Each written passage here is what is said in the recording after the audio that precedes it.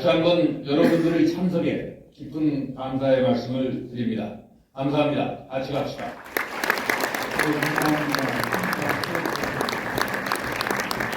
So that we can all work together to support Ambassador Goldberg and the irreplaceable ROK-US team. Thank you all, and have a great forum.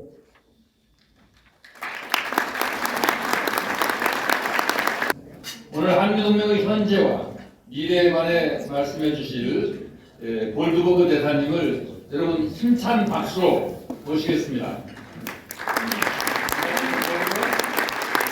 Thank you for the wonderful representation here this morning of all of you who support the Alliance. It's such an important reason to be here. Thanks to all of the people at the table where I was just sitting, General An, my friend Ambassador Tor from Israel, Reverend Lee, and all of the former representatives of the Korean military and government, and to my colleagues from USFK and from the Combined Forces Command who are here this morning. Our alliance is one that made us not only allies for our shared security and defense, but ultimately partners in prosperity and the closest of friends.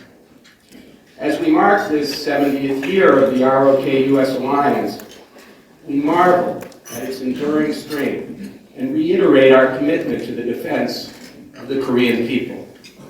But in 2023, it's also true to say that the character of our alliance has fundamentally changed. And that's important for all the young people here to fully grasp and understand. It's really an exciting time in our bilateral relationship as we redefine shared security with a comprehensive global partnership that addresses the full spectrum of emerging threats, while creating new opportunities to promote prosperity and democratic values. I thought about what shared security meant on a cold, clear February morning as I joined service members to repatriate the remains of an American soldier who gave his life defending the people of South Korea during the Korea conflict. Of course, this soldier didn't know at the time, nor did his loved ones, who were, of course, mourning his fate, that his sacrifice was for the freedom that ultimately paved the way for the advanced, respected, contemporary democracy that South Korea has become. Further yet from his imagination, his sacrifice laid the foundation of a cutting-edge R.O.K.US Alliance that is constantly adapting to new challenges and threats to ensure the security of future generations. He had no reason to anticipate we would put a man on the moon, much less that we would partner with the Korea he fought with, to pursue the peaceful exploration of space, as we're doing today. So now, a lifetime later, our shared goals incorporate every aspect of global security, sustainable development, technological advancement, and economic stability. I like to think that soldier who finally went home on that February day in 2023 would take pride in the alliance he helped create. Likewise, I want to believe that the hundreds of thousands of Koreans who made the ultimate sacrifice for their country would take pride in its role today as a global leader and strong partner to enhance collective security, preserve the rules-based economic order, and promote democratic values. Within a single generation, Korea evolved from a recipient of humanitarian assistance to a provider of it around the world. That's truly remarkable. The U.S. commitment to the defense and security of the Republic of Korea remains ironclad. And today, we're also inseparable partners in shared growth and prosperity. Korean soldiers who toiled in the trenches alongside those from the United Nations sending states never dreamed their children would continue to work together off the battlefield to build the world's 10th largest economy. Inspired by the determination and sacrifice of their forefathers, and enabled by the security of our alliance, they rebuilt their country and became partners with the United States in trade, investment, and innovation.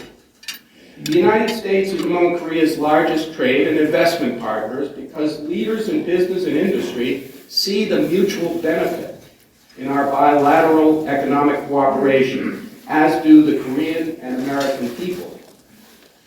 We owe it to those who came before us to sustain and nurture the alliance they built, to expand networks and partnerships between Koreans and Americans with shared interests, shared passions, and shared values.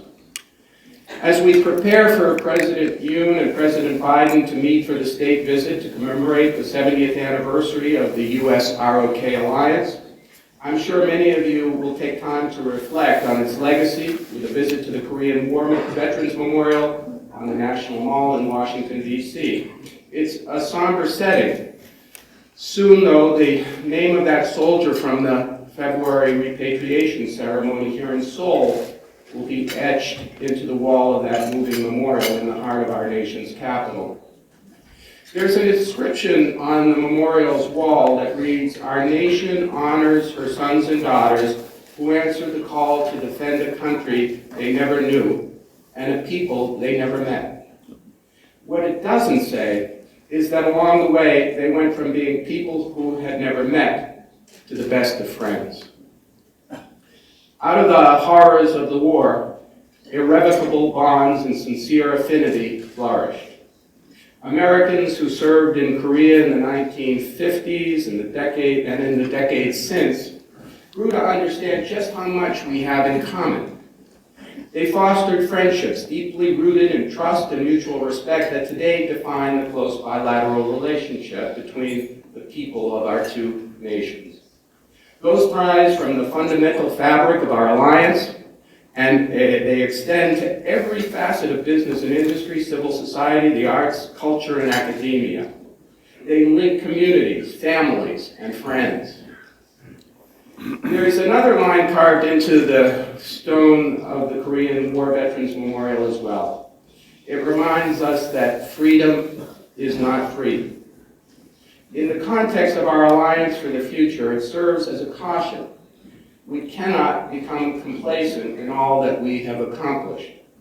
As we prepare to mark the 70th anniversary of the ROK-US Alliance, we should also recall the words engraved on the ground in front of the War Memorial of Korea in Seoul. "If you want peace, remember war." Specifically, ensure peace by building a network of nations committed to defending democratic principles and the rules-based international order without resorting to violence and war. Today, as we face unprecedented threats and open aggression by authoritarian states, you just have to listen to the ambassador from Ukraine to understand the situation there and the aggression carried out by Russia. We are reaching out with our R.O.K. allies to redefine and reinforce the future of our shared security with multilateral initiatives that touch on every aspect of global security. They include not only conventional defense, but also cybersecurity, the responsible use of space, crisis management and humanitarian assistance, health security, climate change mitigation, and much more. We're going beyond our borders to create an alliance that benefits not just us, but all in the Indo-Pacific and the world. Our efforts to enhance global security go hand in hand with promoting prosperity. As our allies, we want to provide people across the Indo-Pacific and elsewhere a chance to thrive, because we know that the world is a safer place for us all when others enjoy the same freedoms and opportunities we do.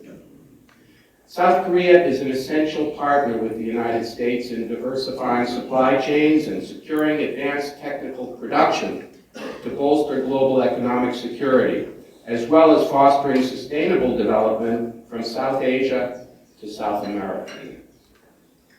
We're focused on joint research and development initiatives tied to critical and emerging technologies, because our shared history of excellence in innovation should serve the global community. The world can count on American and Korean businesses and industries to work together, making continued progress in areas like the digital economy, biotechnology, quantum computing, artificial intelligence, and clean energy technology. Whether it's solar panels or electric vehicle batteries, our successful advancement to sustainable green economics is interdependent, and progress on mitigating global climate change requires our shared commitment. We're equally committed to helping other countries help themselves develop sustainability with the reliable infrastructure and human capital needed to build a better future. And because of our economic cooperation, which is rooted in shared values, we trust our companies to respect human rights in the countries where they work and hold them accountable if they don't. What a difference from some other countries. That's what it means to have an alliance among global leaders deeply committed to the principle that transparent, accountable government remains the best way to ensure lasting prosperity and peace. Together, we'll continue to strengthen the alliance for the greater good because we know that freedom isn't free.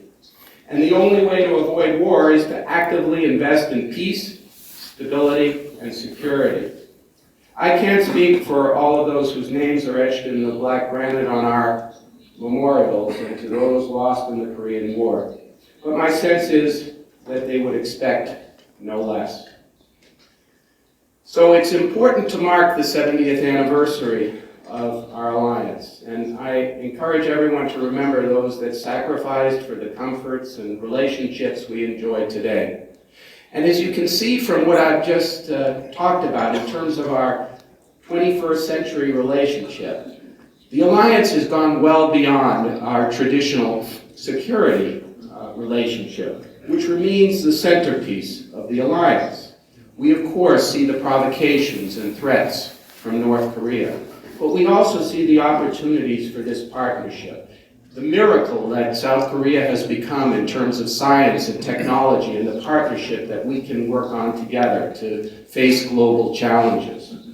So, for all those who sacrificed, we can say that we are continuing to carry out their hopes and dreams.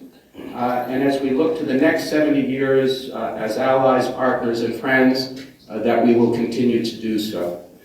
Thank you, 감사합니다, and I look forward to your questions and continuing this dialogue.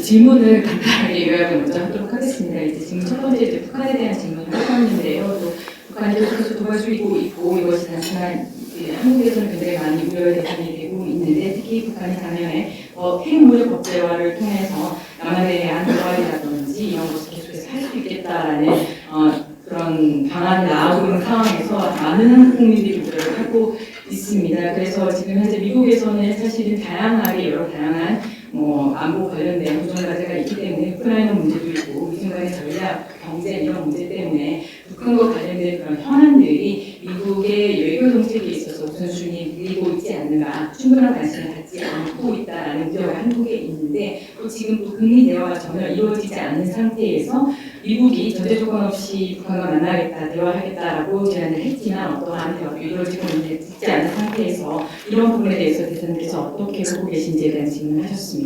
Those questions, and I intentionally left North Korea and some of the issues related to it for this question and answer period. I mentioned, though, that our security alliance remains the centerpiece of our relationship, even as we expand that relationship to cover so many different issues and areas of mutual concern.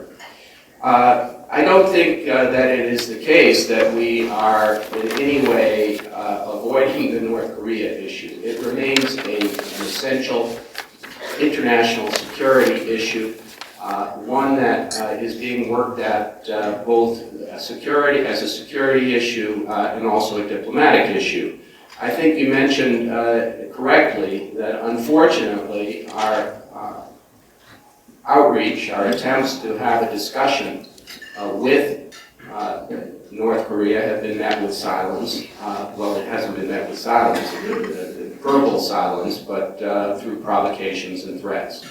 Give a chance for interpretation. 답변 통역하겠습니다. 교수님, 질문 감사드립니다. 제가 일부러 제 연설에서 이제 북한이라든지 북한과 관련된 다양한 현안들은 이렇게 질의응답 시간에 좀 더 자세하게 말씀드리기 위해서 많은 부분을 할애하진 않았는데요. 교수님께서 말씀하신 것처럼 특히 양국 간의 안보 부분은 양국 관계에 있어서 굉장히 핵심 부분을 여전히 차지하고 있다고 생각을 합니다. 물론 한미 관계라는 것이 여러 가지 다양한 양국의 관심사로 많이 확장이 되고 진화하였지만 여전히 안보 관계는 양국 관계의 핵심 요소로 작용하고 있습니다. 따라서 북한 문제가 더 이상 우선순위가 아니다라는 것은 사실이 아니라고 생각을 합니다. 핵심적인 국제 안보 현안으로서 북한 문제가 지금 다뤄지고 있고요. 안보 문제뿐만 아니라 외교적인 문제로서 지금 적극적으로 다뤄지고 있다고 말씀을 드리겠습니다. 하지만 교수님께서 말씀하신 것처럼 안타깝게도 미국이 여러 차례 북한에 대화할 제의를 하였지만 완전히 여기에 묵묵부답으로 일관을 하고 있고 오히려 도발 수위를 높이고 있는 것이 지금 현실입니다. And so in the absence of that diplomatic response or dialogue, what we're doing with our allies is building further our deterrence and our mutual security alliance. Last week, the exercises, Freedom Shield. The Nimitz is in Busan, the nuclear strike group. The discussions on extended deterrence and how to carry out and make better known our commitment to that ironclad relationship, which goes on at a diplomatic level between our two governments and will be a subject of further discussion. So that is a reinforcement of the alliance and our commitment, our mutual commitment to security. I can assure you that the provocations and the threats from North Korea are taken extremely seriously in Washington. Our commitment here, as represented by 28,500 U.S. troops, by our various strategic deployments, is another point of importance for people here in South Korea to understand as an expression of our continued commitment to confront this threat. But in the absence of a diplomatic dialogue, it's important to show our strength as allies and to reinforce the alliance. 저희가 지금 이러한 외교적인 대응이라든지 대화가 전무한 상태에서 저희가 동맹과 하고 있는 것은 우리의 억제력을 강화하고 그리고 한미동맹 자체를 상반의 안보동맹을 강화하는 일을 하고 있습니다. 바로 지난주에 프리덤 실드 연습이 있었고 또 니미츠 미국의 핵항모가 부산에 입항을 하였습니다. 그리고 확장 억제와 관련해서는 확장 억제를 어떻게 잘 실행을 할 수 있고 또 보다 더 확실하게 가시적으로 실효성을 높이면서 잘 알려지게 할 수 있는지 우리의 철통 같은 안보 공약을 어떻게 보다 더 확실하게 알릴지에 대해서 외교적인 차원에서의 논의가 계속 진행이 되고 있고 앞으로도 진행될 예정입니다. 그래서 이렇게 동맹을 강화하고 있고 우리의 상호 안보 공약을 강화해 나가고 있는 노력을 지금 기울이고 있는데요.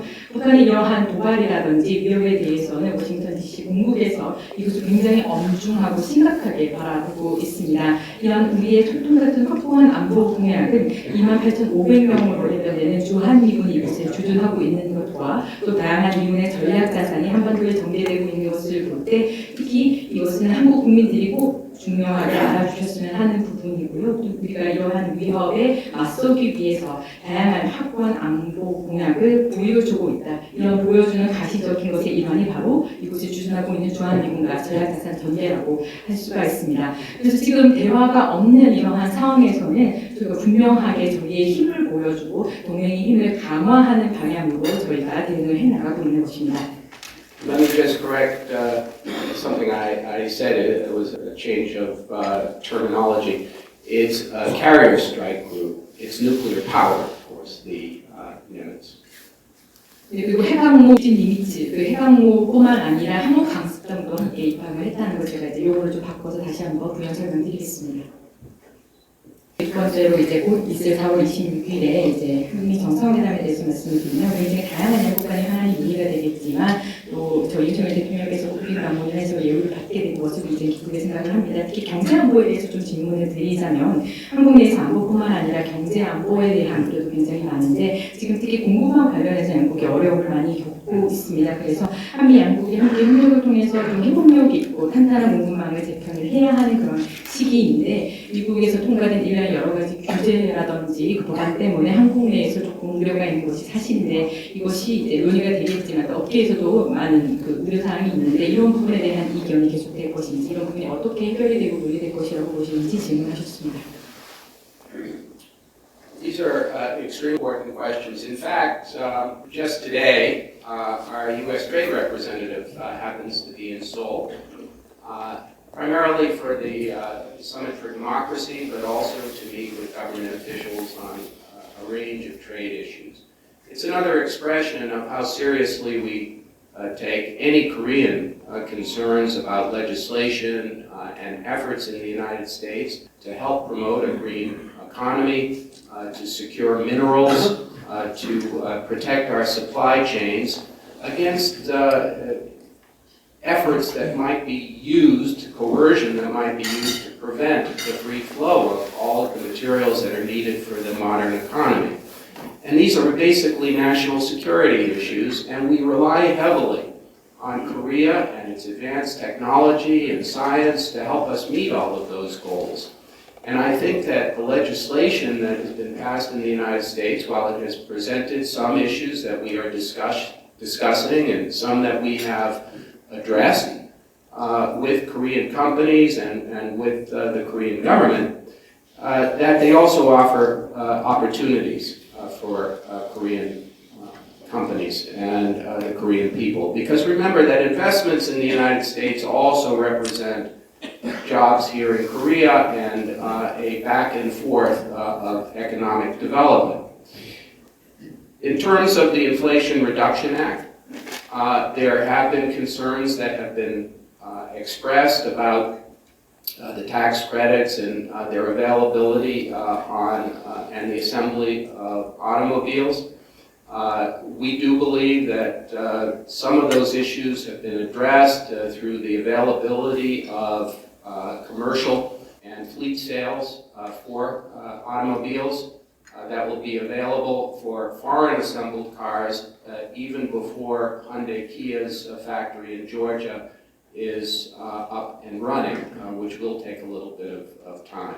But we understand those concerns, and that's why we've been discussing them openly with our Korean allies, and we understand these differences.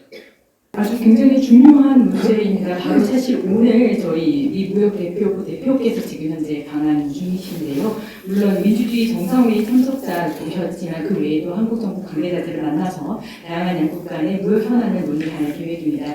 이것을 보면은 미국에서 여러 가지 목표를 달성하기 위해서 예를 들어서 청정 경제라든지 아니면 핵심 광물을 확보하거나 공급망을 그리고 탄탄하게 구축하는 등 미국의 이러한 일련의 노력에 목표를 맞춘 이런 법안들에 관련된 한국의 우려를 우리가 얼마나 중요하게 생각하고 잘 받아들이려고 하는지를 잘 보여준다고 생각을 합니다. 이러한 미국의 법안이 통과된 그런 노력은 현대 경제를 돌아가게 하는데 자유를 돌아가게 하는데 도약하게 되는 이런 일부의 움직임에 대해서 대응하기 위한 차원에서 미국이 마련한 법안과 규칙인데요. 이것은 국가 안보 차원의 문제이기도 합니다. 따라서 미국은 이같이 우리가 세운 중요한 목표를 달성하기 위해서 한국과 한국의 첨단 과학기술에 굉장히 많이 의존을 하고 있습니다. 그리고 이러한 일부 법안들 같은 경우에는 물론 어떤 이슈가 있었고 이것이 한국 정부나 한국 기업과의 긴밀한 협의를 통해서 해결된 부분도 있습니다만 제가 강조드리고 싶은 것은 이러한 일련의 법안들이 또 동시에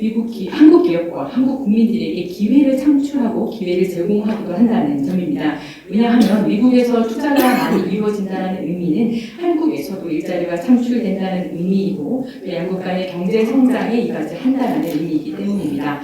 IRA 인플레이션 감축법과 관련해서는 이제 한국 재계나 기업에서 이제 일부 우려를 많이 표현을 하셨고요. 특히 뭐 여러 가지 세액 공제라든지 그리고 자동차 조립 규정에 따른 그 보조금 이런 부분에 대한 우려를 표명을 하셨습니다. 그래서 어떠한 일부 이러한 우려 같은 경우에는 이 법안에 따라서 상업용 차량 같은 경우에는 미국이 아닌 해외에서 조립된 경우라 할지라도 보조금을 받을 수 있는 방향으로 결정이 되면서 해소가 된 것으로 알고 있습니다. 특히 이제 현대기아가 지금 조지아주에서 짓고 있는 공장이 가동이 되려면 시간이 좀 걸리기 때문에 그 이전이라도 해외에서 조립된 상업용 차량 같은 경우에는 해당이 될 수 있도록 하는 법안이 이렇게 마련이 되면서 해소가 된 것으로 알고 있고요. 그리고 일부 이러한 그 우려들에 대해서 저희는 잘 이해를 하고 있고 위에 우려가 있다는 것을 알기 때문에 그래서 공개적으로 한국과 긴밀한 논의를 진행해 온 것입니다. Let me also mention that there are several Korean companies that see immediate and substantial benefits from the IRA. We've seen announcements by several companies in the last few weeks about an increase in investments in the U.S. directly related to the IRA. So I think in addition to the partnership that this represents in terms of our clean energy objectives, in terms of our protection of supply chains and the sourcing of and processing of minerals, and the protection of our national security, that there are also great opportunities for Korean companies and the Korean people to benefit from this relationship.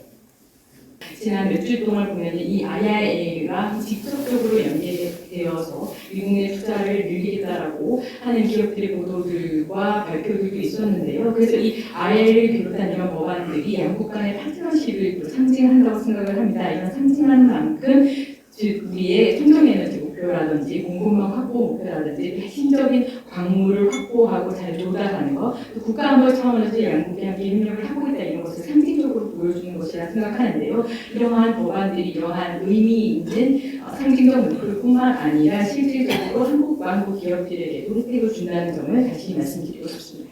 And I think you can say the same about the CHIPS Act, where semiconductor firms will also benefit. There are issues that we are discussing in the same way we did when the Inflation Reduction Act was issued. So I think there too we will work out differences that may occur, but at the same time there are great opportunities for this partnership in semiconductors. 그리고 이 마찬가지라고 생각합니다. 그 칩셋 반도체법과도 비슷하게 똑같이 생각을 하실 수 있는데요. 즉 반도체법을 통해서 한국의 많은 반도체 기업들이 혜택을 얻을 것이라 생각을 합니다. 물론 저희가 IRA와 관련된 우려나 이슈를 같은 방식으로 지금 이 칩스 액트와 관련된 현안들도 지금 논의를 하고 있는데요. 분명 어떤 그 같은 방식으로 잘 이런 이견들을 해소해 나갈 수 있으리라고 생각을 합니다만 이런 현안들뿐만 아니라 이 법 자체는 이 반도체 부분에 있어서 반도체 간의 파트너십을 증진할 수 있는 큰 기회를 줄 수 있다라고 저는 생각합니다. 윤석열 대통령께서 지난 3월 16일 날 방미를 하셔서 한일 정상회담을 가졌는데요. 좀 긍정적인 한일 개선을 위한 결과를 도출했다고 생각을 합니다. 이 부분에 있어서는 이제 미국은 이것을 환영을 했는데 이러한 맥락에서 대사님께서 한미일 3국 간의 특히 안보라든지 북한 문제, 중국 문제와 관련해서는 어떠한 정책이라든지 어떠한 노력들이 앞으로 나올 것으로 전망을 하시는지요? We do view trilateral cooperation as an essential part of peace and security in the Indo-Pacific, and denuclearization and a response to North Korea's threats and provocations on the peninsula. 미국은 인도태평양 지역의 평화 안보뿐만 아니라 비핵화 문제를 다루거나 한반도에서의 북한의 도발 위협에 대응하는 측면에서도 한미일 3자 간의 협력을 핵심적인 요소로 하고 있습니다. We also believe that the steps that President Yoon took to promote reconciliation between South Korea and Japan deserve great credit. And we believe that it can only help in those efforts to create a better atmosphere for trilateral relations. 또한 동시에 양국 간, 한일 양국 간의 화해를 증진하기 위해서 윤석열 대통령께서 취한 여러 조치들을 굉장히 높이 평가받아야 한다고 생각을 하고요. 이러한 노력들이 더 활발한 한미일 3자 간의 협력을 촉진하는 데 도움이 될 수 있다고 생각합니다. We understand that some of the issues between South Korea and Japan deal with a very painful period in Korean history. At the same time, we want to look to the future where two modern democratic countries can work together with the United States and with other democratic countries to further our mutual security. 물론 양국 관계에 있어서 굉장히 가슴 아픈 한국의 역사 시기, 또 과거사 문제가 얽혀 있다는 것을 잘 알고 있습니다. 하지만 또 동시에 우리는 믿어봐야 한다고 생각합니다. 현대적인 민주국가 두 나라가 미국뿐만 아니라 다른 민주국가와 함께 협력을 통해서 상호 안보를 증진시키는 데 힘을 합쳐야 하는 부분입니다.